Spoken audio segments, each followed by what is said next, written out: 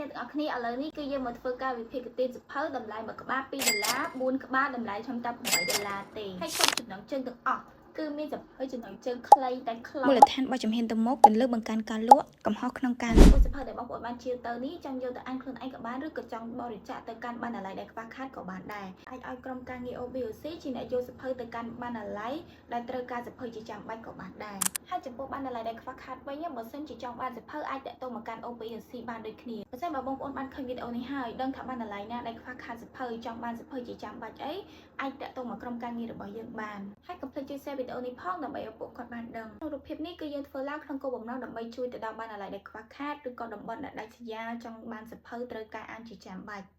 ព្រោះថាសង្គមរបស់យើងក៏ជួបនូវភាពខ្វះខាតច្រើនដែរអញ្ចឹងហើយបានជាយើងធ្វើវិភាគទាននេះឡើងដើម្បីឲ្យបងសប្បុរសធម៌ដែលគាត់ចង់ជួយទៅដល់បណ្ណាល័យដែលខ្វះខាតអីគឺគាត់អាចជួយបានហើយចំពោះបងប្អូនដែលខ្វះខាតសភៅវិញក៏យើងអាចជួយបានដូចគ្នាអញ្ចឹងយើងគឺជាស្ពានកណ្ដាលដើម្បីជួយគ្នាទៅវិញទៅមក